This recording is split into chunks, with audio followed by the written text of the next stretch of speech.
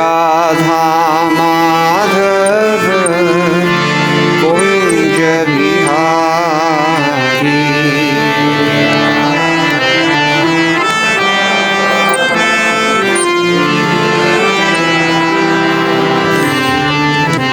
Radha Madhav Kunj Bihari.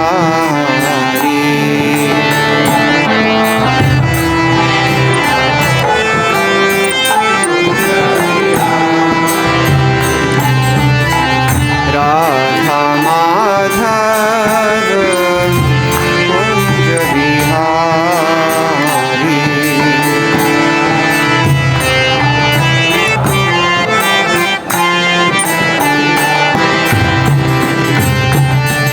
गोपीजन Vallabh Girivardhari.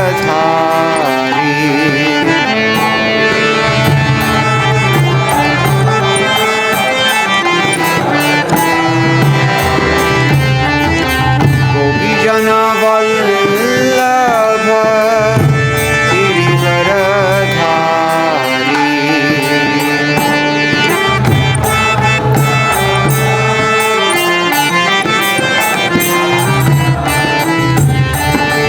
गोपीजन Vallabh Girivardhari.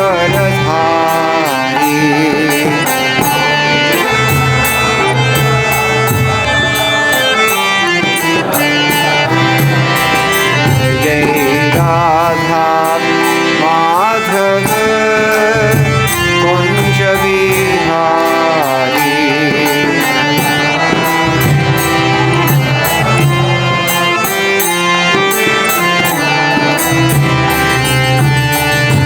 Yashodanandan Vraj जनरंजना।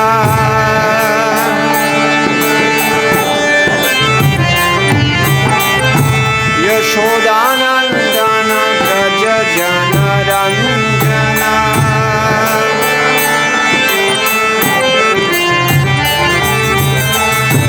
Yashodanandan Vraj जनरंजना।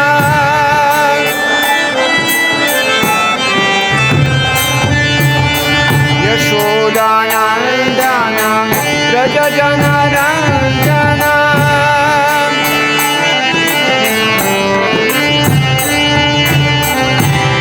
Yashodanandan Vraj जनरंजना।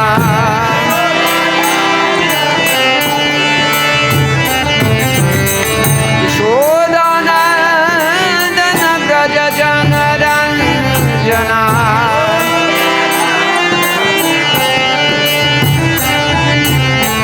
Yamuna तीरवनचारी।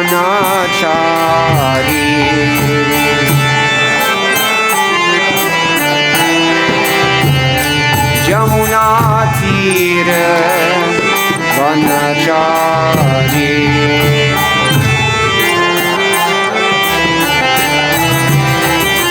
Jai Jai Radha Madhav Kunj Bihari.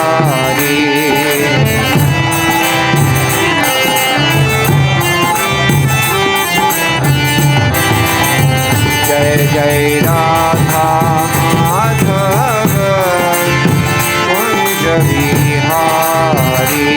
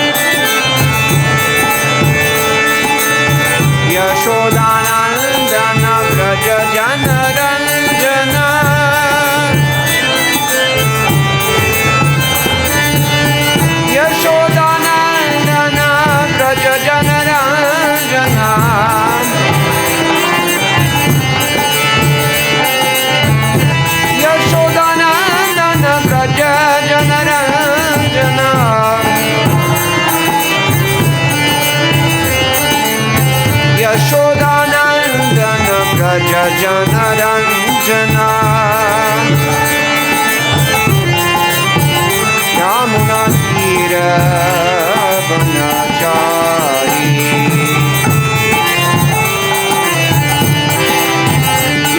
Yamunatira Vanachari Jai Jai Radha Madhava Kundra Bihari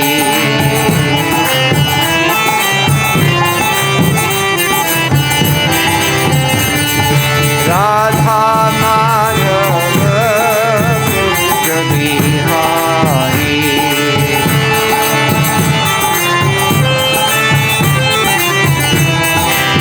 Jai Jai Radha Madhava Kundra Bihari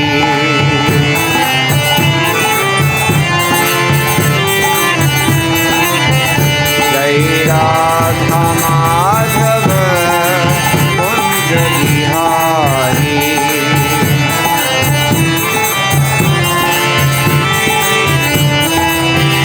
Jai Radha Madhava Kundra Bihari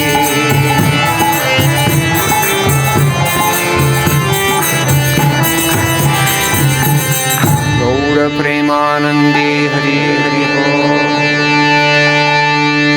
Jai Om Vishnupad Paramahansa Paravrajagacharya Shtotrajata Shri Shrimad Srila Abhay Chandraran Bhaktivedanta Sai Maharaj Srila Prabhupada Ki Jai Om Vishnupad Shri Shrimad Bhakti Siddhanta Saraswati Thakur Maharaj Srila Prabhupada Ki Jai Ananda Koti Vaishnava Vrinda Ki Jai Nama Acharya Srila Thakur Haridas Ki Jai Prem se kaho Sri Krishna Chaitanya Prabhu Nityananda Shri Advaita Gadadhar Shivasadi Gaur Bhakta Vrinda Ki Jai Shri Shri Radha Krishna Gopinath Shyam Kunda Radha Kunda Giri Govardhan Ki Jai Vrindavan Dham Ki Jai Navadip Mayapur Dham Ki Jai Ganga Devi Ki Jai Yamuna Mai Ki Jai Bhakti Devi Ki Jai Tulsi Rani Ki Jai Samaveta Bhakta Vrinda Ki Jai Shri Harinama Sankirtana Ki Jai Grantharaj Srimad Bhagavatam Ki Jai ISKCON BBT Samsthapak Acharya Srila Prabhupada Ki Jai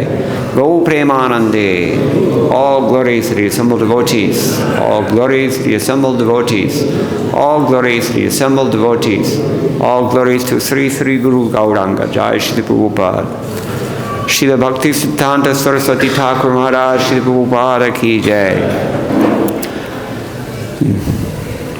Om Jnana Timirandhasya Jnananjana Shalakaya Chakshurun Militam Yena Tasmai Shri Gurave Namaha Shri Chaitanya Manobhishtam Sthapitam Yena Bhutale Swayam Rupa Kadamahyam Dadati Swapadantikam Vandeham Shri Guroho Shri Yuttapadakamalam Shri Gurun Vaishnavamscha Shri Rupam Sagrajatam Sahagana Raghunathanvitam Tam Sajivam Sadvaitam Savadhutam Parijana Sahitam Krishna Chaitanya Devam Shri Radha Krishna Padam Sahagana Lalita Shri Vishakhanvitamscha He Krishna Karuna Sindho Dinabandho Jagatpate Gopesha Gopika Kanta Radha Kanta Namostute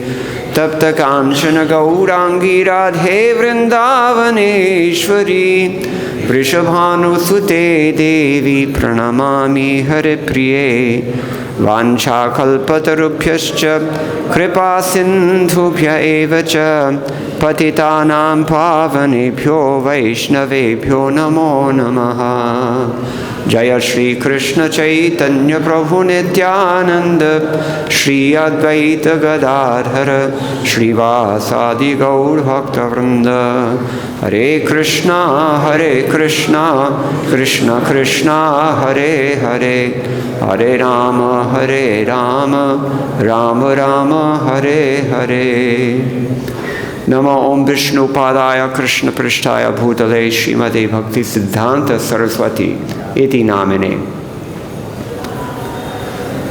Shri Varshabhanavi Devi Dayataya Kripadhye Krishna Sambandha Vijnana Daine Prabhave Nama Namaste Gauravani Shri Murtaye Dinatarine Rupanuga Viruddhapa Siddhanta Dvanta Harine Shri Gaura Karuna Shakti Vigrahaya Namosite Namaste Gauravani Shri Murtaye Dinatarine Rupanuga Viruddhapa Siddhanta Dvanta Harine.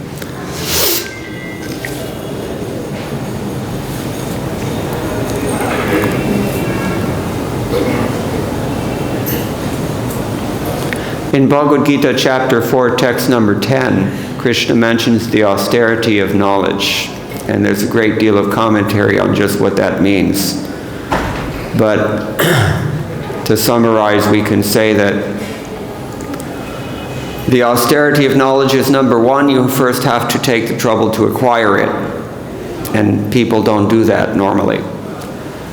The second thing is that after having acquired that knowledge, you have to do something about it. It forces choices, individual choices. And we have to act on what we've heard. Otherwise, we're cheaters. And then finally, the third austerity of knowledge is that one has to encounter those who are not pleased to accept it in this world. This is a hallmark of Bhakti-Siddhanta Saraswati Thakur's life and his preachings in this world, is that he embraced the austerity of knowledge, defined in any of those ways, all of those ways. And we're all the better for it. We wouldn't be sitting here if it weren't for his decision. So we all have to humbly bow at his lotus feet and beg for his mercy today, being the anniversary of his holy appearance in this world at Jagannath Puri. We'll hear more about that. His father, Bhaktivinoda Thakur, another great acharya, very powerful preacher, reformer, you can say, and just at the turn of the last century, he saved Gaudiya Vaishnavism from oblivion, practically speaking. It was so much in the hands of decadent hypocrites, really, that it would have been gone forever had he not seen the need of the hour and acted appropriately. And he faced various challenges, but mainly from three classes of persons in this world. He had the highly prejudiced British rulers. We know that the British were, well, in the beginning, actually, the British were very favorable to Indian culture. They adopted the culture, they respected the culture, they intermarried with the local people. But once it became a commercial venture, and once the government of England took over that venture, then things very quickly corrupted, as they always do in this world. And so they took their prejudices and systematically, intellectually attempted to completely suppress the Vedic culture and destroy the people's faith in that culture.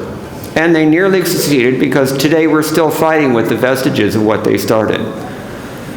So that was one challenge that Bhaktivinoda Thakur faced. Another was the Western educated Indian followers of those British. Either they were what we call chamshis, trying to get ahead in their careers, or they were actually convinced of what they had heard. Think about this. Whatever we know of Hinduism today was fomented about 100 years ago, largely through the efforts of British-educated so-called Hindu reformers, who themselves were very clueless about what traditional Hinduism actually was. I could name names, but I'll just name a few dead ones. Brahmo Samaj, for example, is no longer a force to deal with, but in Bhaktivinoda's time it was. Bhakti-Siddhanta Saraswati Thakur had to deal with that. There are various missions that were started in the name of Advaita, pseudo-Advaitans, neo-Advaitans, all of them. The British actually privileged the Advaita philosophy of Shankar in some form or another, because they saw very clearly, actually Prabhupada said, The British are the most cunning people on the planet. They saw very clearly that if this, well, they saw what Madhvacharya saw also. Madhvacharya predicted that if this Advaita philosophy is allowed to spread and become popular, then all morality is finished. And without morality, nobody has an on-ramp to Krishna consciousness. So the British saw this as a very effective means of attaining their goal of destroying Hinduism and destroying Vedic culture here in India. Of course, that was a commercial venture. It still is, as a matter of fact. If you think you got independence in 1947, look around you. What does it mean to work offshore? Those in the IT profession know that. Working onshore means you're in somebody else's country, or at least following their clock. The descendants of the very people who used Indian labor to collect Indian salt from the Indian Ocean, sent it to Britain for refining, and brought it back and sold it to the same Indians who gave it to them. This was what Bhaktivinoda Thakur was facing. So that was there, and also their followers were there, including so-called Hindus who were actually more interested in advancing British conceptions, European, Western, in general conceptions. And then finally, the uneducated masses, lower classes, led by deviant groups like the Sahajiyas and the caste Goswamis. All these persons. Bhaktivinoda Thakur was extremely effective in countering because of his character and because of his learning also. He took the austerity of knowledge upon himself. You all know, or will hear also. It was a very exemplary search for the absolute truth, a very objective, impartial search for the absolute truth that brought Bhaktivinoda Thakur actually right back to the lotus feet of Sri Chaitanya Mahaprabhu. So Bhaktivinoda Thakur had his own ways of dealing with each of these challenges. Every age brings its challenges. We all have challenges now. They could not have imagined, I think, the challenge of dealing with clones, cloned human beings, or cloned animals for that matter. China just cloned a new kind of high-producing cow. Did you hear about this? It was a newsworthy thing. Produces like 10 times as much milk as normal cows. Anyway, every age has its respective challenges. And Bhaktivinoda Thakur was exceedingly successful at creating respect for Lord Chaitanya and his ideals and his true followers.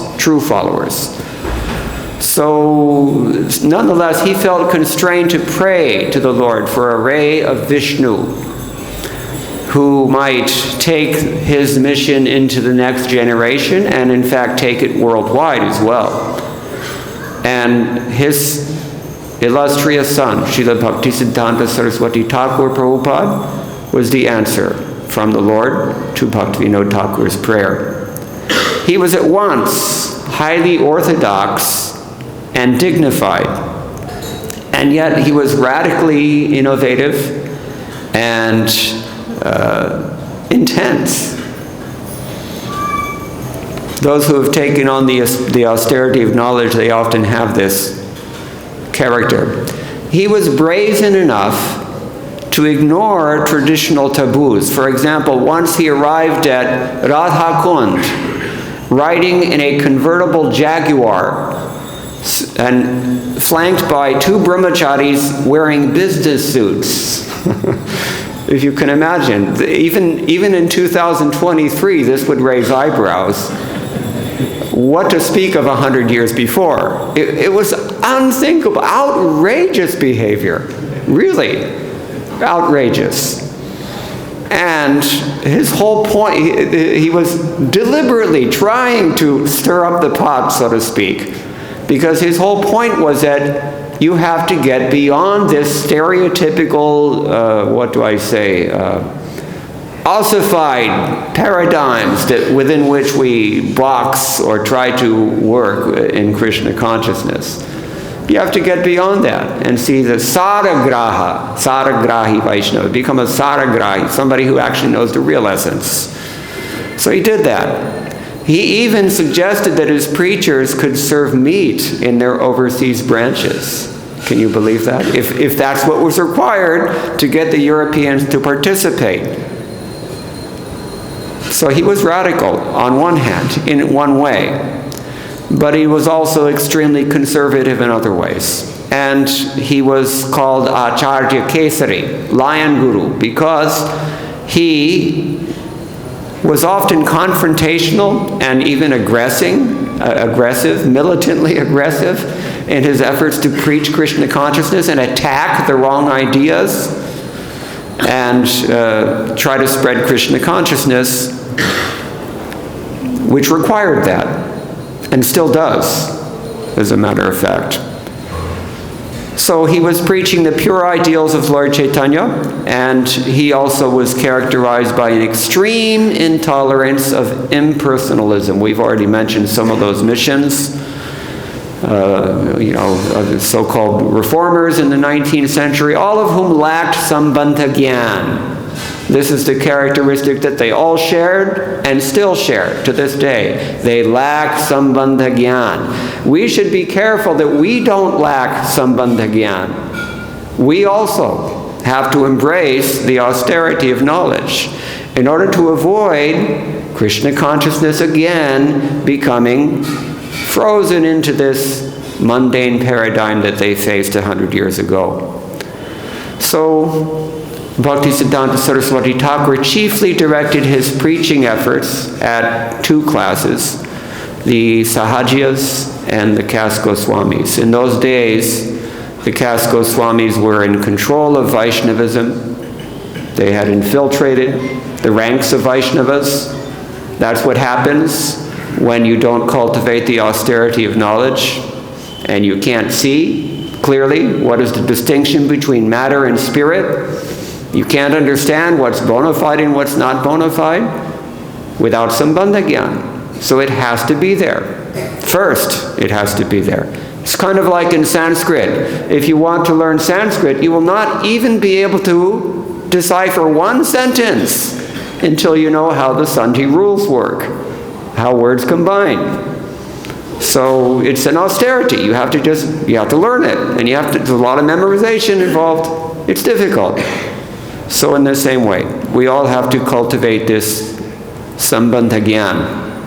Otherwise, we can become sahajiyas, we can again become smartas, we can become non-devotees in the guise of Vaishnavas, impersonalists, adi, adi, adi.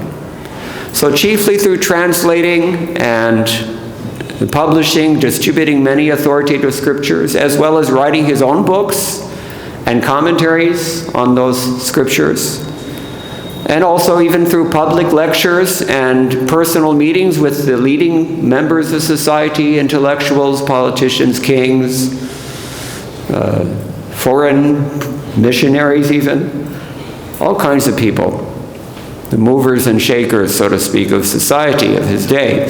He was prepared to dialogue with them, and he continuously rectified the prevalent misconceptions about Lord Chaitanya among all these groups. Because everyone had the wrong ideas. Everyone, and especially 100 years ago, I think even less so today. I mean, today nobody cares. But 100 years ago, when people had a little bit of morality, they looked down upon Krishna even, what to speak of Chaitanya Mahaprabhu. Because Krishna, in their estimation, Krishna is dancing with others' wives in the dead of night. Now in 2023, that's maybe it's a qualification rather than a flaw. You're seen as weird, what they call incels. So he was constantly dealing with this kind of thing, but he won great respect for Gaudiya Vaishnavism, and he fomented a renaissance of Vedic culture in general, and of Gaudiya Vaishnavism in particular, especially among the educated. Most of his actually disciples were from high-class families, wealthy families, zamindar families, Brahmin families. And his efforts ultimately flowered into the tangible manifestation that he dubbed as Gaudiya Math. And then much later on, ISKCON, ultimately, as I said earlier, we're all sitting here because of his efforts. Siddhanta boliya chitte nakara alas iha haite Krishna lage sudhrida visha manas. Krishnadas Kaviraj Goswami tells us in Adi Lila chapter 2 text 117, don't shy away from philosophical discussions. Don't shy away even from philosophical controversies, because discussing these things in a civil manner, of course, and with faith, and having already developed some degree of sambandha gyan, otherwise it's hardly useful. But discussing these things always sharpens our minds. It prevents us from lapsing back into laziness or the assumption that I'm already Krishna conscious. We have to discuss philosophy. We have to embrace the austerity of knowledge and acquire and apply and repeat, in our own words, this sambandha gyan in particular. Why sambandha gyan? Why not abhideya gyan and prayojana gyan? All three of them are there, but it's a hallmark of Bhaktisiddhanta Saraswati Thakur's preaching that he emphasized clear sambandha gyan as a prerequisite, because it is a prerequisite. Srila Prabhupada explains this in his purport to that verse. There are many students who, in spite of reading the Bhagavad-Gita, misunderstand Krishna because of imperfect knowledge. Atma aparigyana mayo vivado hi astiti nastiti bhidarta nishtaha. Krishna tells Uddhava in the 11th canto.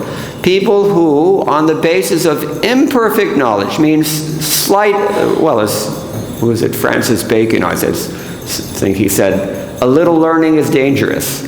People on the basis of their little knowledge, they nonetheless want to argue.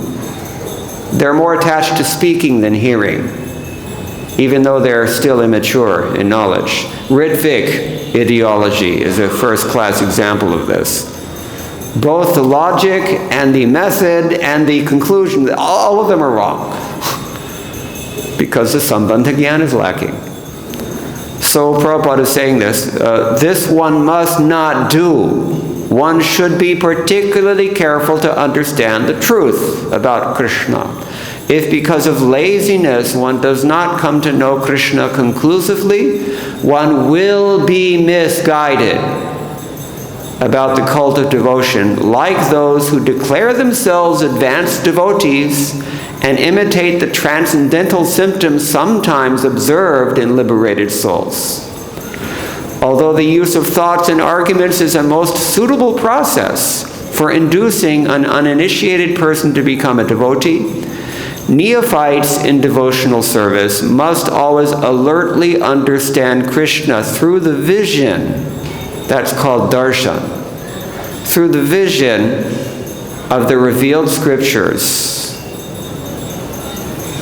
The bona fide devotees and the spiritual master. That's three things, not one. Shastra, sadhu, guru. Not just guru, guru, guru. Three things, all three. Unless one hears about Sri Krishna from such authorities, one cannot make advancement in devotion to Sri Krishna.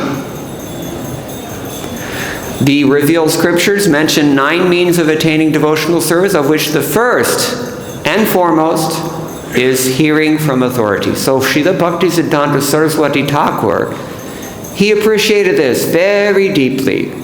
And he considered, actually, that he said this, that speaking Harikatha was his primary function, his primary service and mission in this world.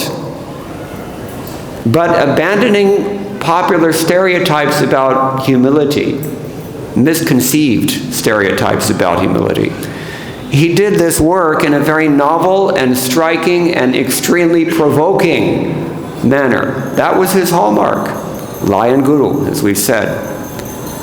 So there's one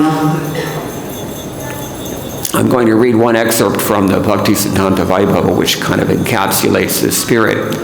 Quote, out of actual compassion and concern for his wards, Srila Bhakti-Siddhanta Saraswati Thakur realistically concentrated his teachings on repeated and detailed instruction in Sambandha Gyan. Sambandha Gyan, in case you don't know yet, means understanding the relationships characteristic of Krishna consciousness. Chiefly our relationship with the Supreme Lord Himself, but not excluding our relationship with His devotees and even with His energies. All these relationships, they all have to be understood. Relationship means sambandha. That's why it's called Sambandha Gyan. This is a primary thing. It is first and foremost. And we're hearing about how Srila Bhakti-Siddhanta Saraswati Thakur therefore focused on this. He warned that for those immature in bhakti, an exaggerated and imbalanced inclination for hearing the intimate pastimes of Sri Radha Krishna while insufficiently focusing on Sambandha Gyan would simply result in their becoming sahajiyas. We have seen this. In fact, we've seen this in ISKCON history within the last 30 years. It has to be said plainly. We've seen it. And he said that those eager to see and hear Krishna's form and pastimes, yet not learn Sambandha Gyan, are ipso facto prakrita sahajiyas. That's what it means to be casual devotees. Prabhupada used to typify them as casual devotees. They take everything very casually or cheaply. As I said in the beginning, more than once. It's an austerity knowledge, and we have to embrace that austerity in order to gain it. Then we have to act on it, then we have to preach the same thing. It's difficult, very difficult to do that.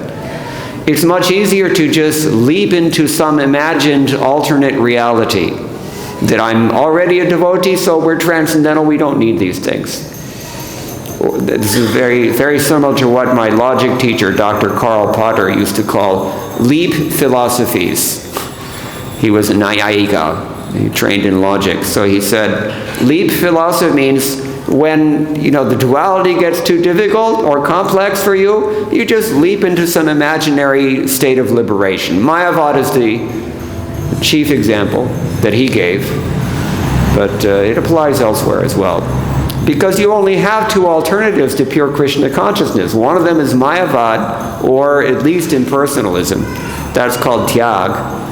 And the other one is Bhoga, which is either materialism or Sahajiyism. There's only two options, karma and Gyan. That's all that exists outside of bhakti.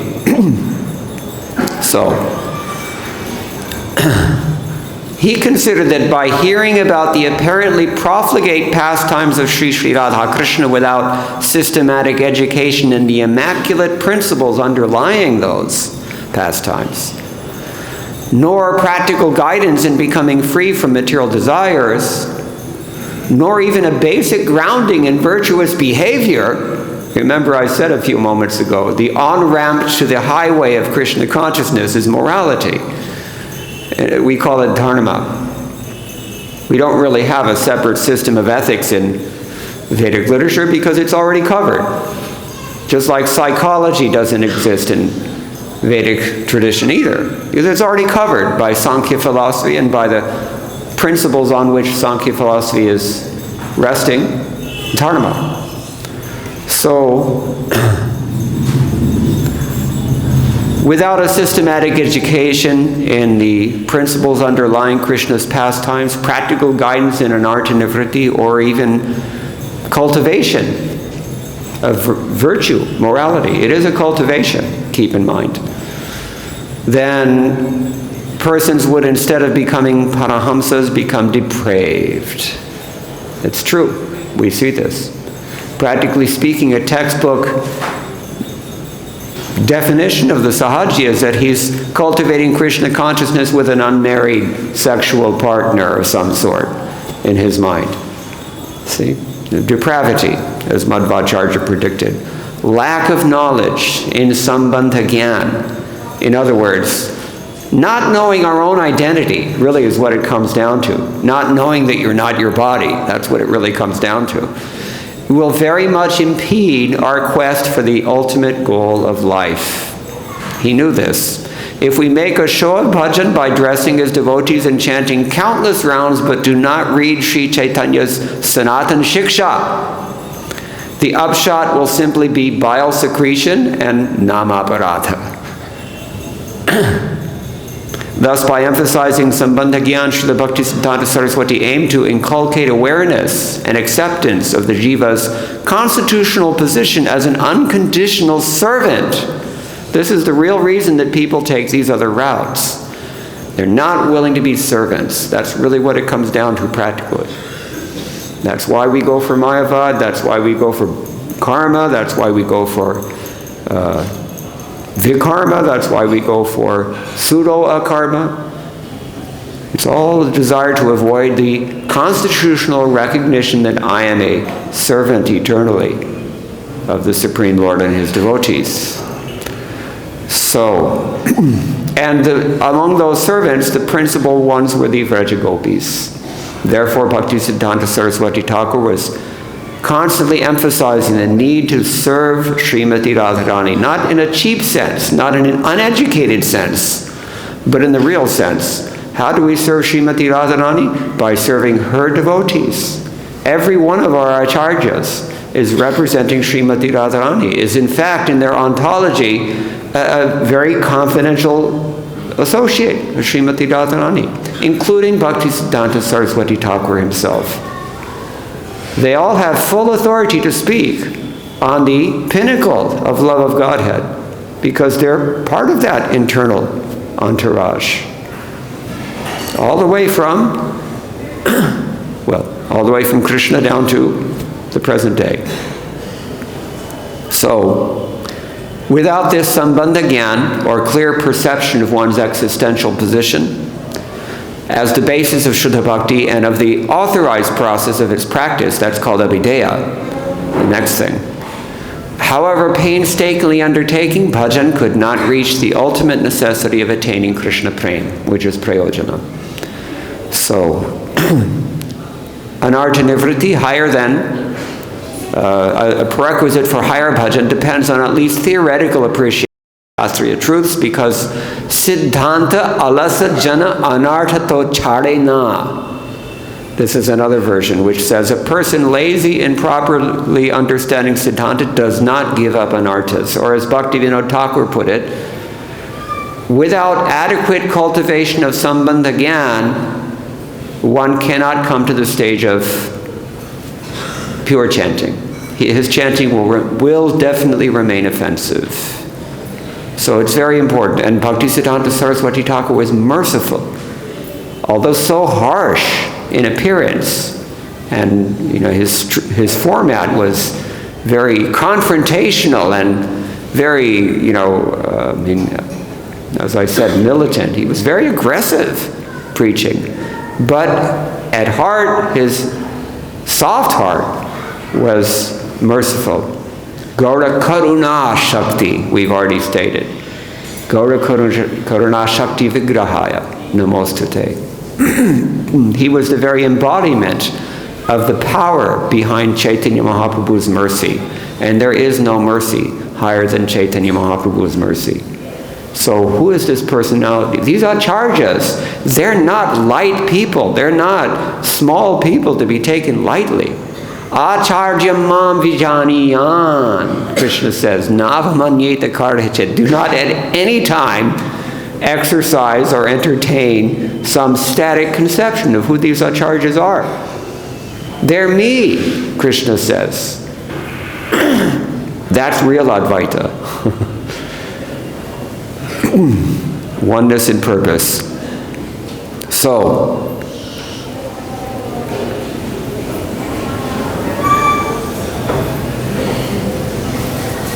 the attempt not based on bhakti siddhanta to realize or enter into Krishna Lila must necessarily be a manifestation of either prakrita sahajiya or mayavad perversity. Bhakti siddhanta.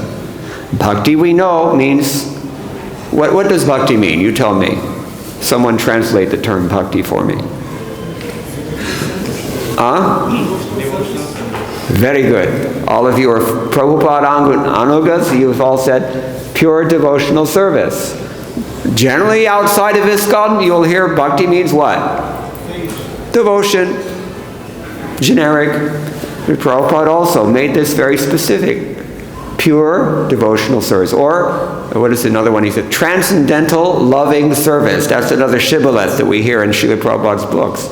Because he wants to illustrate that you need to be transcendental first and foremost. That is Sambandha Gyan. And you need to have some bhava as well. You're going to this stage.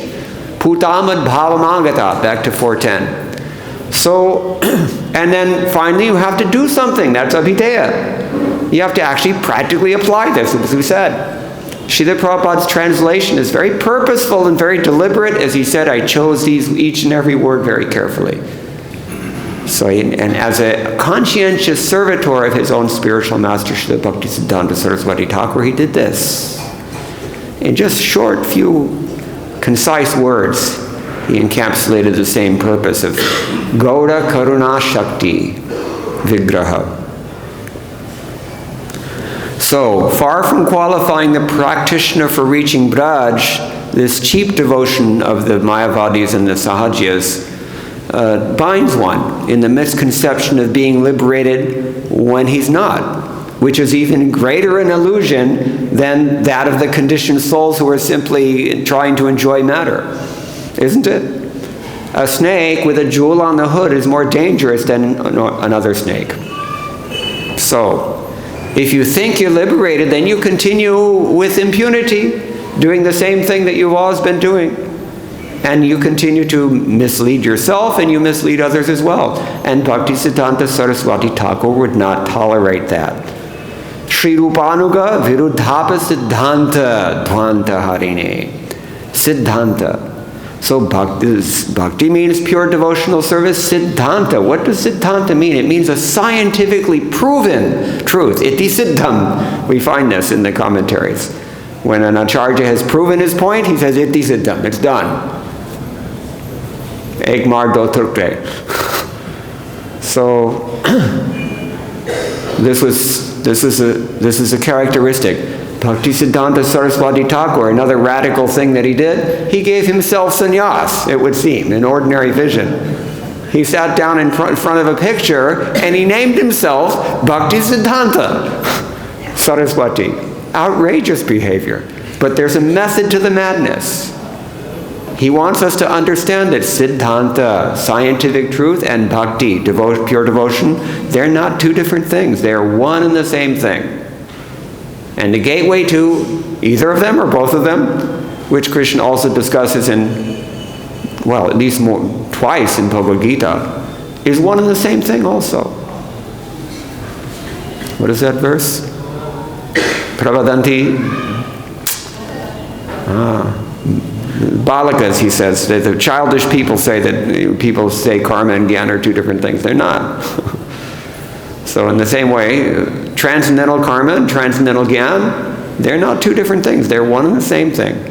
And the gateway to that realization is humility, to recognize I'm only a servant, and you could not forget that in Bhakti-Siddhanta Saraswati Thakur's presence. He would not allow anyone to forget that. That was his great mercy. So simply comprehending and interiorizing genuine Sambandha Gyan, the first stage in Vaishnava Siddhanta, would itself imperil further advancement up to the highest rung. The Bhakti-Siddhanta Saraswati Thakur knew this. So, and he was very vigorously preaching this far and wide. I don't know what time it is. 8:48. You'd have to tell me when to stop. Yes, okay, so shall I stop now?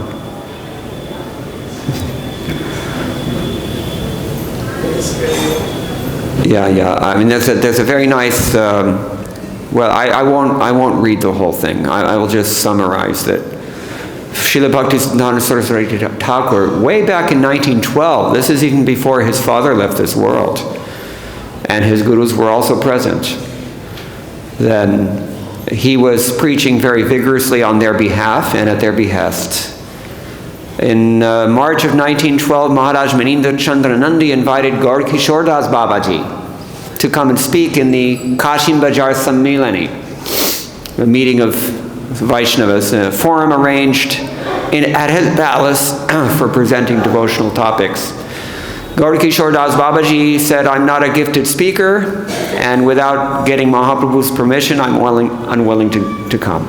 But you better request Siddhanta Saraswati," he was known in those days, to come and speak instead. So he did. He invited him. This Maharaj was famous for philanthropy, and he patronized many different fields of learning, but chief among them, he was known for patronizing Gaudiya Vaishnavas, but he wasn't discriminate. Why? Because he was a Kanishta Adhikari. What does Kanishta Adhikari mean? He did not embrace the austerity of knowledge. He remained in this, well, like a drop of water on a lotus leaf. At any time, if your faith is not solid, at any time, you can just roll off and back into the water of the ocean of material existence, which is composed of the tears of so many conditioned souls who are drowning therein. So this Maharaj was not so discriminate, and so he was inviting all kinds of persons pretending or presenting themselves as Vaishnavas. And as we said earlier, they were not necessarily ready to have their positions jeopardized or even threatened by somebody preaching some uncompromising philosophy like Bhaktisiddhanta Saraswati Thakur, which required absolute honesty because they didn't possess absolute honesty. So they were not so eager. On arriving in Kashim Bajar, Siddhanta Saraswati found himself surrounded by the very charlatans he was sworn to attack. And they already feared him and were not inclined to be upstaged by him. So this is a summarization given by Ananta Bashu. Ananta Bashu later on became known as, anybody know? Ananta Vasudeva. Practically the leading disciple of Bhaktisiddhanta Saraswati Thakur. Sorry? Okay. So he arrived and he found so many august persons were there, but he saw that Bhaktisiddhanta Saraswati Thakur offered obeisances to everyone he saw. This used to amaze people, because the big Acharya, he just offered obeisances to everyone. So he saw this, but he also saw that he wasn't eating anything. Even though the Maharaj was sending tremendous quantities of very rich foodstuffs, palatable things to all of his guests, he was that wealthy. Bhaktisiddhanta Saraswati Thakur, throughout the 5 days that he stayed there, he didn't take anything at all. He completely fasted from everything except water, and on one occasion he took a tulsi leaf. Why? This is the question. So, the answer is illustrated by the behavior of those persons. They gave him no more than 5 minutes to speak, and they also said the topic, they dictated the topic that he could speak about. You can speak about Purhamaya in Navadvip, you know, the famous Durga Devi temple in Navadvip. That's what they told him. In other words, if he's going to speak at all, let him speak on something irrelevant for a short period of time. This is what they allotted to him. And even then, as soon as he began to speaking something, he was so incisive and so inescapably true that they were immediately feeling threatened, and they cut him off before even the 5-minute period was up. This is why he wasn't eating, actually. So eventually he left, actually, because he found that the Maharaj tried to ask him, why aren't you speaking anything? Why aren't you? He said, well, if I cannot speak Harikatha, if I cannot act as a representative of Lord Chaitanya, then I have no right to eat what you're sending to me. That's what he said. Whatever his real reasons were, we can imagine. But Anyway, he left. He was uncompromising in this way. And he went to the train station, and even the Maharaj rushed to the train station to try to persuade him to come back. The Maharaj was feeling terrible about this, but he refused. And this is, he went back to Navadvip, he came back to the Gaudiya Math, and he came to to his own place there, and he had to walk some distance up until dawn. He was traveling all night. And then finally he broke his fast there, after 4 days. Not hearing the lectures of the so-called Vaishnavas, neither eating anything that they had offered him. He was uncompromising in this way. So he was known for this, and many things that we can learn from Bhaktisiddhanta Saraswati Thakur, this uncompromising preaching, direct preaching, and aggressive preaching of Siddhanta, Shastra Siddhanta, the truths of the Shastra regarding devotional service. This was his primary characteristic, and he aimed himself at the Sahajas and the Jata Goswami's in particular, and there were even attempts made on his life, and so much biography I'm not going to go into because we're out of time now. But hopefully we'll hear something about that in the coming moments. But for now, I'm going to end here. And again, reiterate that all of us should take this day to hear from and about Srila Bhaktisiddhanta Saraswati Thakur, and then do something about what we hear. And the first thing we should do about what we hear is offer our prostrated respects, dandavats, at the lotus feet of this great Acharya, grandfather, spiritual master in the case of Srila Prabhupada's disciples, great-grandfather for others, and beg for his mercy, because all of us are requiring this so much. There's a great advantage in being a grand disciple or a great-grand disciple, in that the grandfather is more kind to the grandson even than the father is kind. So we can take shelter of that. Even though Bhaktisiddhanta Saraswati Thakur is a little bit scary because of his uncompromising, forceful character, still, we should know this, and we should take shelter of this fact, and we should humbly submit ourselves and pray for his mercy, that we can ourselves advance towards his ideal. Someday, somehow, against all the odds. That's called ashabanta, hope against hope. Okay, so thank you very much. All glories to Srila Prabhupada. All glories to Srila Bhaktisiddhanta Saraswati Thakur Maharaj, Srila Prabhupada ki jai. Hare Krishna.